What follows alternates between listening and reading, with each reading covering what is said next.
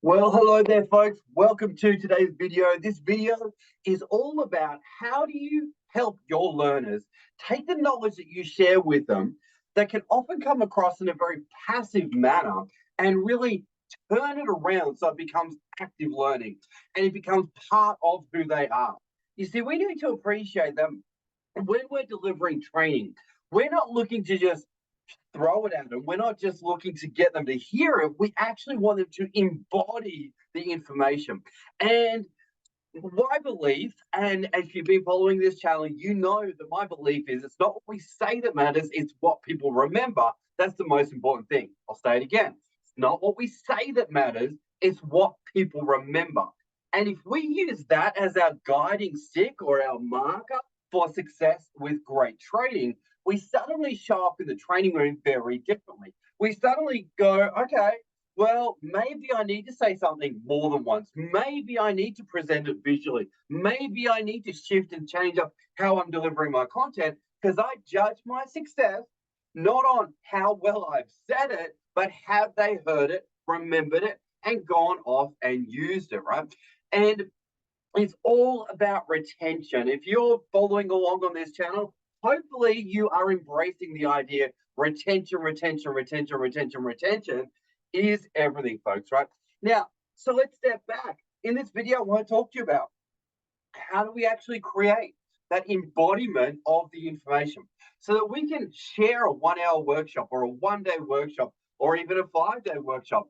And we have moments where people activate the learning and it becomes part of who they are. And if we can do that, we can do that consistently, well, we're probably on a good track there. We're probably being successful. But if people walk away and never use what we've actually taught them, well, maybe we haven't been as successful as we could be there, right?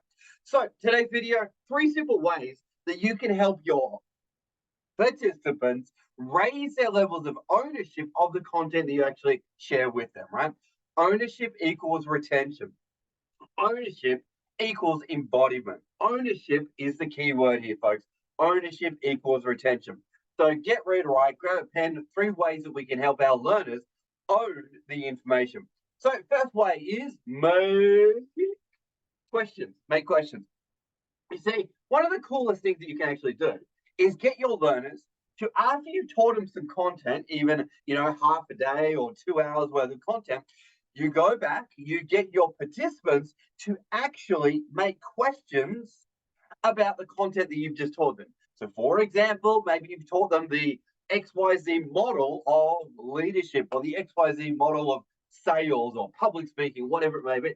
Then you can get your audience, your participants, to sit there and make 3 questions or 5 questions and write down the questions.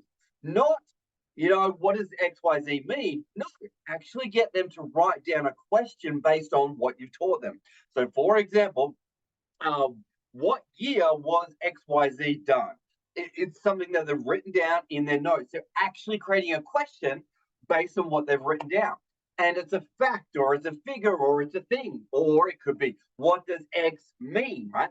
Now, the cool thing is what you then do is you collect up the questions and then you're going to hand out the questions to other people.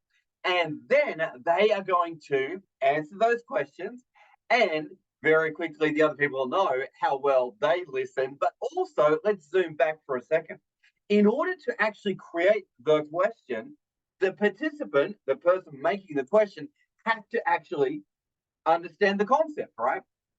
So, in order to know the answer, you got to create the question. In order to create the question, you got to know the answer. And this is a really fantastic study strategy as well. If you're reading through information, at the end of it, if you want to remember it very quickly, all you can do, all you need to do is start creating some questions for yourself. So, what is the definition of XYZ? Or, what did X person say when X thing happened, right? Could be any question at all. You basically write a list of questions, answer the questions, and lo and behold, you will have embodied the information, which is so cool, right? It's just activating that part of the brain. So, highly encourage you to bring that to life in your sessions that you deliver. Get people to review what they've written down, create some questions, collect them up, and share those questions. And then give them back to the other people and see how well the people answer the questions that they created as well there, right? And then get people to share in the workshop. Now, definitely you want to do it with some emotional sensitivity, but it's a lot of fun to get people to see have they retained the facts, figures, data, and the critical information that you've taught them there, right? Ownership equals retention. On that vein, if you can get and create opportunities where you get people into little groups and you actually get people to teach back to other people what they have just learned. Now, this is a huge part of accelerated learning. Why is it accelerated? Well, any time that you are put in a position where you actually have to teach something to someone else, you are going to have to embody that information and you are going to very quickly know, do you know the information or not? And you will only ever know something to the extent that you can explain it to someone else or use the information. So, throughout your workshop, point number 2 is create many, many, many, many, many moments where you put people in little groups, even pairs, and you say, all right, we've just covered X, Y, Z. Go ahead, tell the person sitting next to you, imagine they've never heard it before, explain it back to them, and maybe even put your own spin on it and see what happens, listen up, and give many, many, many moments of people needing to explain it to each other. And guess what? Lo and behold, you'll accelerate the ownership in the room there. All right, point number 3. Point number 3 is future pacing. Future pacing. This is one of my absolute favorites. This is future pacing conversations, right? Because again, it's all about the embodiment of the information.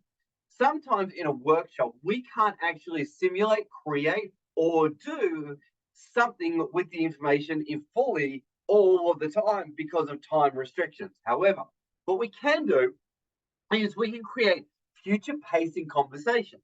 So we could get people in pairs or even in groups. And what we can do is we can get them to explain to each other hypothetically how they have imaginary use the information that they've just been taught. So maybe they've just been taught like a leadership strategy for doing XYZ. So we can do a future facing conversation. We could say, I'd like you to sit with your partner and I'd like you to tell them, imagine 3 months in the future, looking back, this model that we've just gone through, tell them 3 ways that you've used that model and what happened when you used it. And the conversation might sound like this, right?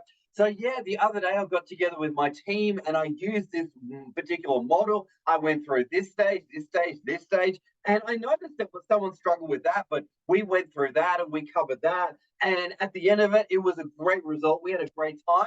And then, the participant you're sharing with, they could say, oh, so tell me what happened when you did X, right? And you live into the conversation. And at the end of the day, in the brain of a learner or a participant or any change individual, if we can't see it in our brain, we can't live into it. So a huge cool hack is if you can get people envisioning, if that's a word, or visioning things in the moment, there is a higher likelihood they are actually going to go off and use what we teach them, right? So these future pacing conversations are so powerful and are great ways to stimulate new neural pathways in the brains of our learners. All right. So let's recap. If we want to help our learners embody the information, number 1, get people actually creating questions around what they've just been taught. Not how do we do X, Y, Z, but factual based questions that they're going to test each other on. Number 2 is get people explaining things to each other and teaching it to each other, putting their personal spin on it.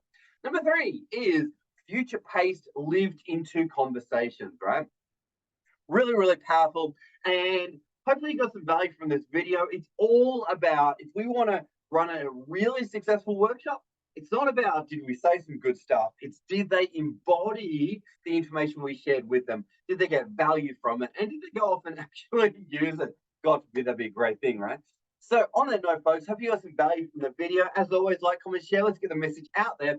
And let's keep sharing these little tidbits, these little seeds of possibility, of possible change that we could use to activate new transformation in our workshops and really take our results then as trainers to a new level. Thanks so much for watching, team, and we'll see you on the next one. This video was all about how do we create even more ownership of information so that we lead to greater retention and greater change and transformation. Thanks for watching, team. We'll see you on the next one.